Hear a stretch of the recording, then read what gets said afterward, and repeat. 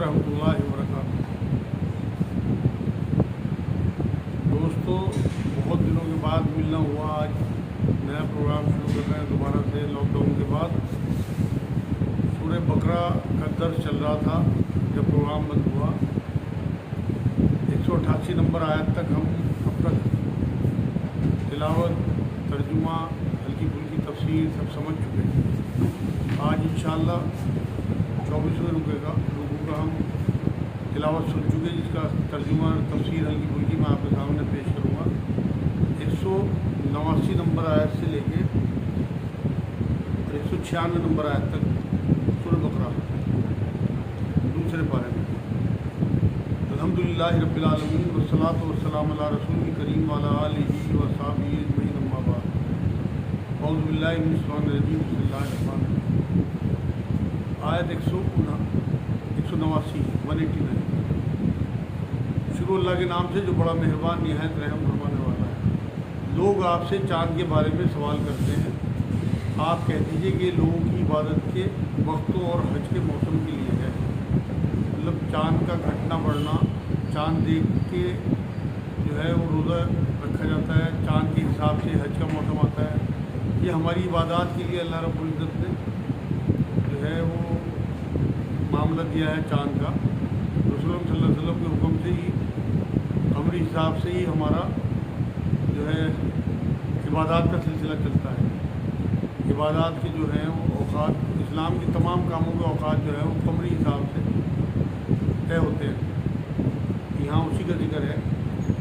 और मौसम, हज के मौसम के लिए एहराम की हालत में और घरों के पीछे से तुम्हारा आना कुछ नेकी नहीं है, बल्कि नेकी वाला वो है जो मुत्तकी है। और घरों में तो दरवाज़ों में से आया करो और अल्लाह से डरते रहो ताकि तुम कामयाब हो जाओ। जाहिलियत के ज़माने में लोग एहराम बांधने के बाद फिर ये अपने आप ही उन्होंने इसे नेकी तसव्वुर कर लिया था कि अगर एहराम बांधने के बाद वापस घर आना पड़ जाए तो पीछे से कहीं छत के ऊपर से टप के आते थे, सामने दरवाजे से नहीं आते थे। तो अल्लाह रब्बुल इज़्ज़त ने उसकी रद्द की है कि ये तकवा नहीं है कि तुम इस तरह अपने आप ही नेकी बना लो, बल्कि तकवा तो ये है कि तुम रसूल की पैरवी करो और अपने आप से कोई नेकी नहीं बनानी, बल्कि तुम्हारे घरों में दरवाजे हैं, अगर कोई काम पड़ जाए तो दरवाजे से आओ और उसी तरह से काम करो जिस तरह से आम हालात में करते हो। लड़ो अल्लाह की राह में उनसे जो तुमसे लड़ते हैं और ज्यादती ना करो। मतलब जिहाद का हुक्म आया है। आप ये देखें कि 13 साल हाथ बंधे रहे मक्के की ज़िंदगी में।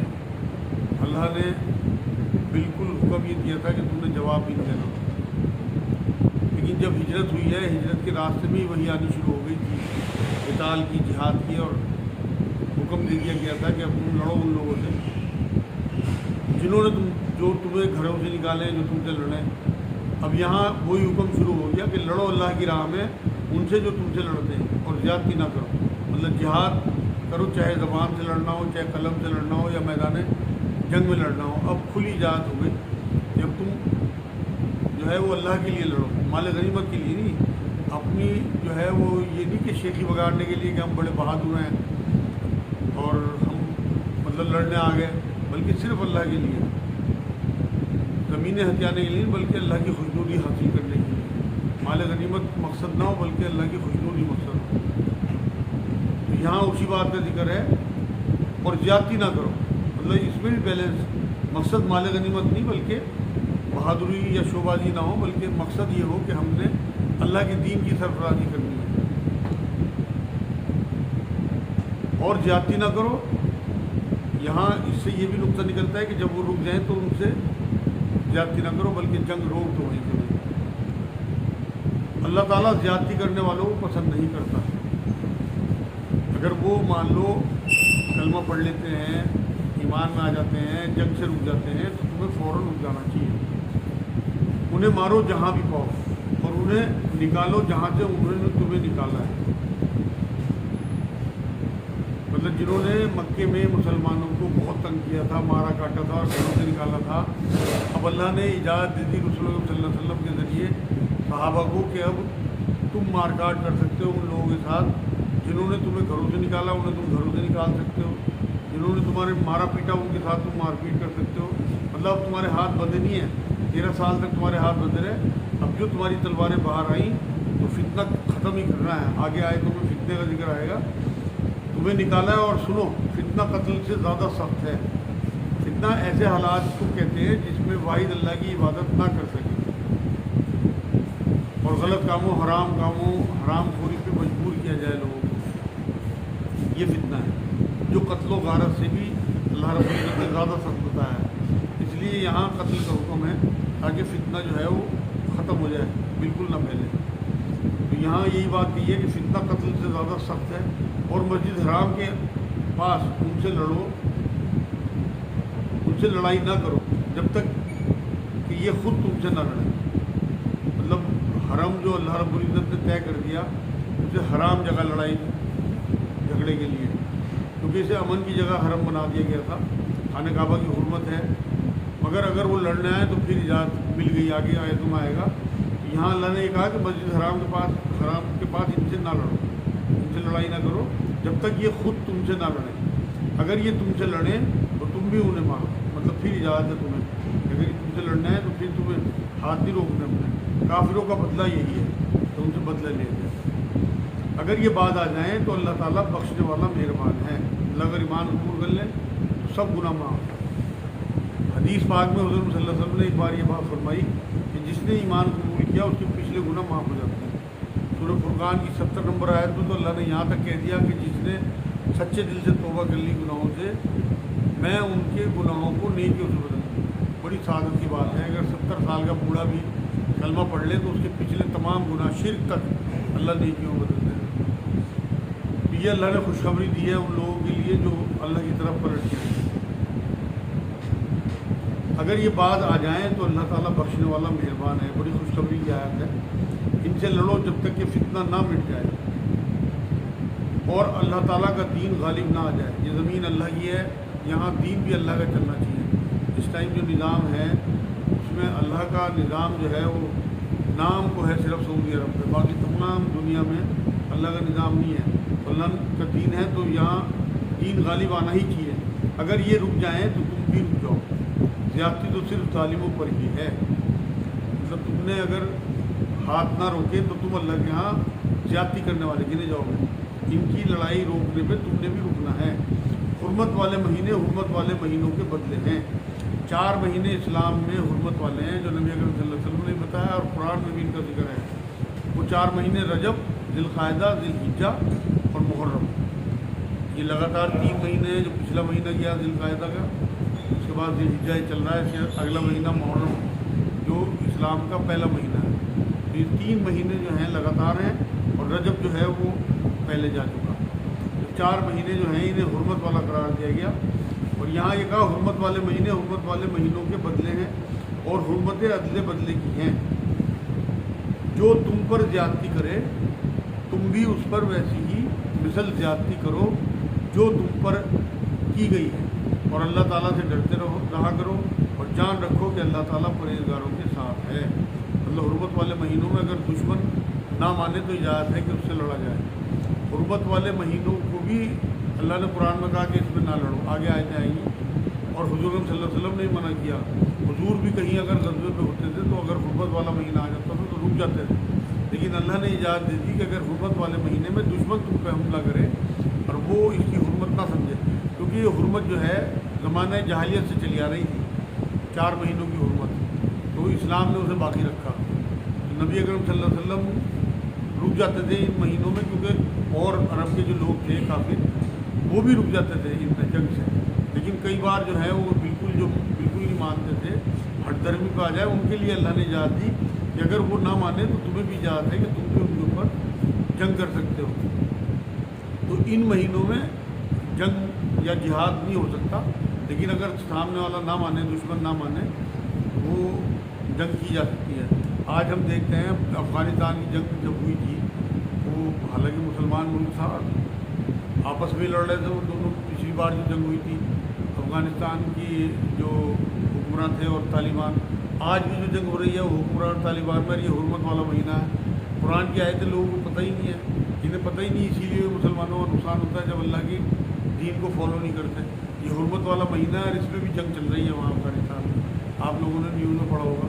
تو ان کی حرمتوں کو پامال کرنے کا مطلب اللہ کی شریعت سے پنگا لینا ہے, اللہ رب العزت کو ناراض کرنا ہے.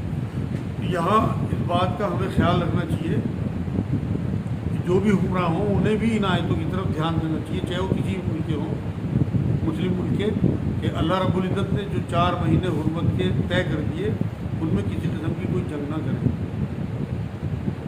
آگے فرمایا اللہ پرہیزگاروں کے ساتھ ہے, مطلب اس کی نصرت متقیوں کے ساتھ آتی ہے.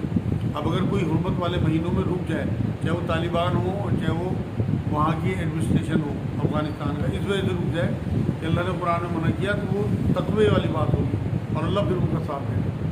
لیکن اب سمجھائے کون ان چیزوں کو, تو لڑنے مرنے تجارتیں قرآن کی آیتیں سامنے نہیں ہوتی. اللہ تعالیٰ کی راہ میں خرچ کرو اور اپنے ہاتھوں ہلاکت میں نہ پڑو. مطلب دین کو ضرورت ہو تو فوراً دو, نہ اور ہاتھ روکنا دین کے معاملے میں اگر ضرورت ہو تو یہ ہلاکت میں ڈالنے والی بات ہے. ہلاکت میں نہ پڑو اور سلوک و احسان کرو. اللہ تعالیٰ احسان کرنے والوں کو دوست رکھتا ہے. احسان جو ہے نا دین میں خوبصورتی, ہم تو دین کے معاملے میں سستے سے سستا معاملہ دیکھتے ہیں نا. یہ معاملہ میں نے ذاکر نائک میں دیکھا کہ وہ بڑھیا سے بڑھیا اسٹیج, بڑھیا سے بڑھیا لائٹنگ, بڑھیا سے بڑھیا کیمرے وہ استعمال کرتے تھے اللہ کے دین کے لیے. تو اللہ نے انہیں بہت عزت دی, بہت نوازا, پوری دنیا میں ان کی عزت ہے, نام ہے. تو اگر دین کا کوئی معاملہ ہو تو آپ دا بیسٹ کرنے کی کوشش کریں. احسن اسے ہی کہتے ہیں خوبصورتی کے ساتھ دین کا کام کرنا. تو جب حدیث جبرائیل ہے اس میں جب حضرت جبرائیل علیہ السلام نے اللہ سے پوچھا, رسول اللہ سے پوچھا تھا کہ احسان کیا ہے, تو انہوں نے یہی کہا کہ اس طرح عبادت کرو جیسے اللہ تمہیں دیکھ رہا ہے. تو اس طرح عبادت کرنا تو زیادہ سے زیادہ آدمی اچھے سے اچھا کرے گا.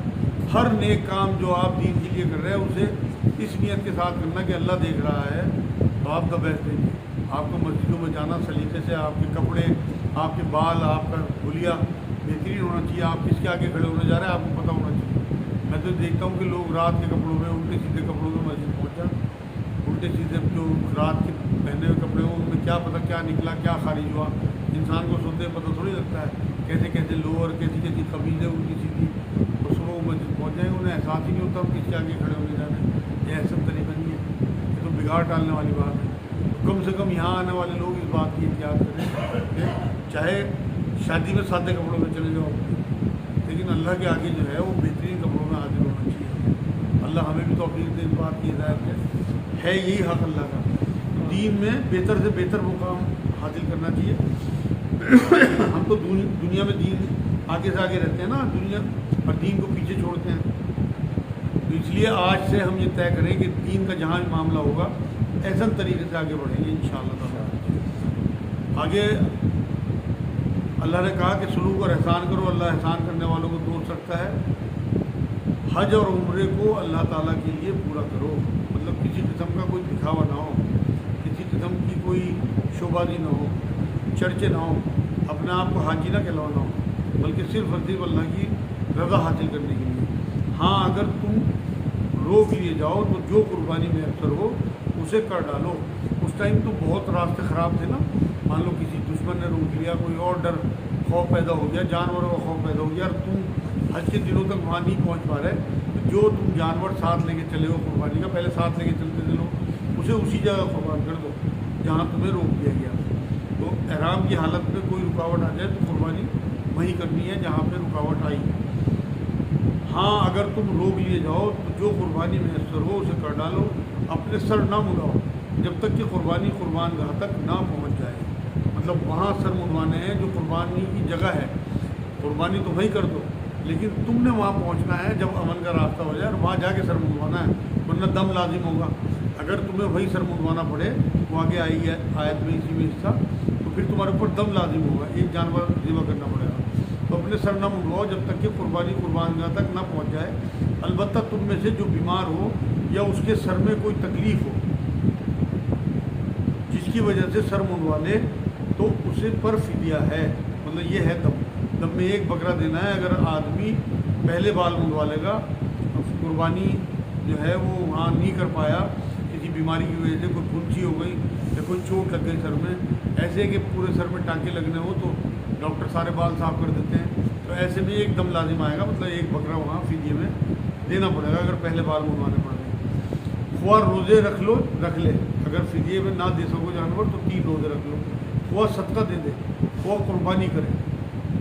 بس جب تم امن کی حالت میں ہو جاؤ تو جو شخص عمرے سے لے کر حج تک تمتع کرے، تم اسے جو قربانی میسر ہو اسے کر ڈالو۔ حضرت صلی اللہ علیہ وسلم یہ فرماتے تھے کہ حج کے ارکان مجھ سے سیکھ لو۔ حج کے تمام ارکان قرآن میں نہیں آئے، اس سے یہ بات بھی ثابت ہوئی کہ حضرت صلی اللہ علیہ وسلم پہ قرآن کے علاوہ بھی وحی آتی تھی۔ ان حج کی آیتوں میں آگے حج کے دن آئیں گے، جو رمی کے دن ہے، جو مزدلفہ کی رات ہے، جو قیام کا دن ہے وہاں پہ عرفات میں، وہ سب ذکر آئیں گے۔ وہ سب حضور صلی اللہ علیہ وسلم کو اللہ نے جو ہے وہی خفی کے ذریعے بتایا۔ قرآن میں اس طرح کا کوئی ذکر نہیں ہے، لیکن آگے آیتوں میں یہ تو آئے گا کہ حج کے دن، لیکن کون کون سی تاریخ ہے یہ سب حضور نے بتایا کہ کن دنوں میں حج ہوگا۔ تو یہاں اللہ رب العزت نے یہ بات بتائی ہے کہ تو حج کے دنوں میں جو قربانی میسر ہو اسے کر ڈالے، جسے طاقت ہی نہ ہو وہ 3 روزے رکھے۔ اگر قربانی کرنے کے وسائل نہ ہوں تو 3 روزے وہاں رکھنے، اور آگے ذکر آیا اور 7 واپسی میں، اور 7 گھر آگے رکھے اپنے، جہاں مطلب کر رہنے والا ہے، جہاں کا مقیم ہے، 7 روزے وہاں رکھے گا، ٹوٹل 10 روزے ہو جائیں گے۔ یہ پورے 10 ہو گئے۔ یہ حکم ان لوگوں کے لیے ہے جو مسجد حرام کے رہنے والے نہ ہوں، مطلب جو باہر سے گئے ہوئے لوگ ہیں۔ لوکل لوگوں کو ہر حال میں قربانی ہی کرنی پڑے گی، مطلب یہ رعایت ان لوگوں کے لیے ہے جو باہر سے جاتے ہیں۔ لوکل لوگ جو ہیں وہ قربانی ہی کریں۔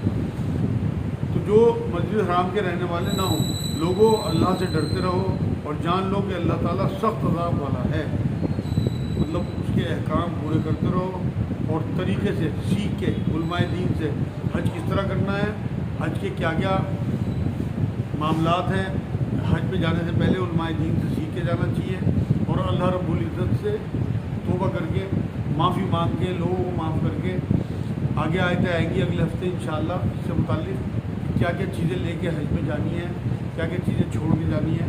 بڑے بزرگ یہ کہتے ہیں کہ جو بھی حج کو جائے وہ غصے کو 3 طلاق دے کے جائے اور صبر سے نکاح کر کے جائے، مطلب صبر کو ساتھ لے کے جائے اور غصے کو یہیں 3 طلاق دے کے جائے، جس سے کہ اس کا حج مقبول ہو۔